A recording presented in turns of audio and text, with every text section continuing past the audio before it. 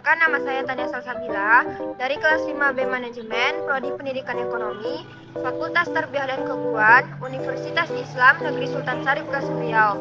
Di sini saya membuat video ini tujuannya untuk memenuhi tugas UAS Manajemen Pemasaran yang diampu oleh Bapak Hendra Riovita MM. Yuk simak videonya. Halo semuanya, kembali lagi bersama saya. Di video kali ini kita akan membahas tentang manajemen pemasaran. Adapun latar belakang dari materi ini adalah manajemen pemasaran adalah proses perencanaan dan pelaksanaan pemikiran, penetapan harga, promosi serta penyaluran, gagasan, barang dan jasa untuk menciptakan pertukaran yang memuaskan tujuan-tujuan individu dalam organisasi. Tugas utama pemasaran adalah menciptakan dan menghantarkan nilai memuaskan kepada konsumen agar tercipta pertukaran berkesinambungan dalam usaha yang disebut dengan manajemen pemasaran. Rumusan yang akan kita bahas adalah, bila Anda ingin menjadi guru, jelaskan strategi pemasaran yang digerakkan pelanggan Anda. Tujuan dari materi ini tentunya mengetahui strategi pemasaran yang digerakkan oleh pelanggan dalam produk jasa guru. Tinjauan literatur pada materi strategi pemasaran yang digerakkan pelanggan adalah strategi pemasaran yang digerakkan oleh pelanggan dilakukan melalui pemilihan pelanggan mana yang akan dilayani dan memutuskan proporsi nilai yang dapat melayani pelanggan sasaran dengan sangat baik. Strategi pemasaran ini terdiri dari segmentasi pasar, penetapan sasaran pasar, diferensiasi, dan positioning.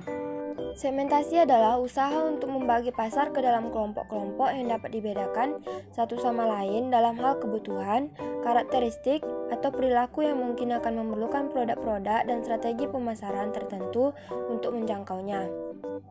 Penetapan target pasar atau pasar sasaran adalah proses mengevaluasi daya tarik masing-masing segmen pasar dan memilih satu atau lebih segmen yang dimasuki. Diferensiasi mendiferensiasikan penawaran tujuannya untuk nilai pelanggan yang unggul. Kemudian positioning adalah pengaturan produk untuk dapat menempati posisi yang jelas dan berbeda dalam pikiran konsumen sasaran. Selanjutnya kita masuk ke pembahasan. Seperti yang sudah dijelaskan pada rumusan masalah tadi, materi kita yaitu strategi pemasaran yang digerakkan pelanggan sebagai guru. Nah, yang pertama, strategi pemasaran yang digerakkan pelanggan. Jika saya menjadi guru, saya akan menentukan pelanggan saya terlebih dahulu yaitu sekolah SMA. Kemudian yang menjadi konsumennya adalah siswa-siswi SMA tersebut.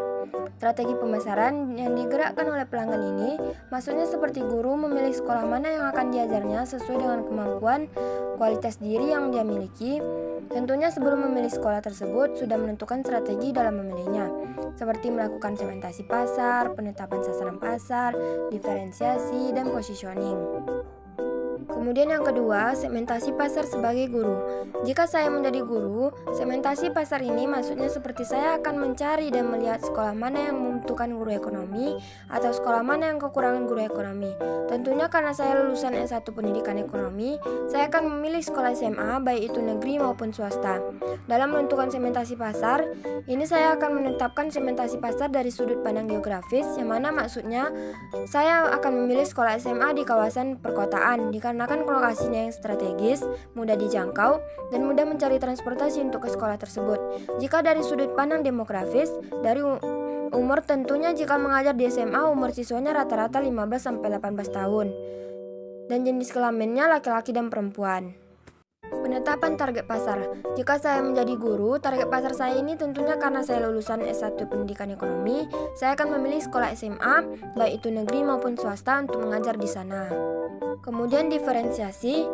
Jika saya menjadi guru, maka saya akan bersaing dengan guru lainnya dengan menawarkan kepada pihak sekolah yang akan saya lamar seperti memperlihatkan kemampuan yang saya miliki. Saya juga harus mampu menguasai teknologi komputer dan juga meyakinkan kepala sekolah dengan memperlihatkan nilai-nilai yang cukup dalam bidang ekonomi saat saya berada di universitas dahulunya. Dan yang terakhir, positioning.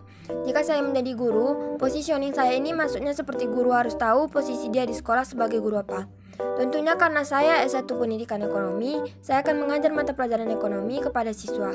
Positioning guru juga harus bisa menetapkan keunggulan kompetitif yang dimilikinya, seperti memenuhi skill dan kemampuan yang dikuasai, mampu menguasai bahasa asing seperti bahasa Inggris, mampu mengelola pembelajaran dengan strategi atau model belajar yang berbeda-beda, dan juga lulus tepat waktu dengan IPK yang memuaskan saat di perkuliahan.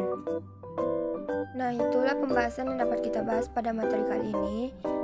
Kesimpulannya yaitu jika menjadi guru, strategi pengembangan produk jasa guru adalah bagaimana menciptakan jasa mengajar menjadi lebih inovatif dan merangsang rasa penasaran dari konsumen terhadap produk yang ditawarkan.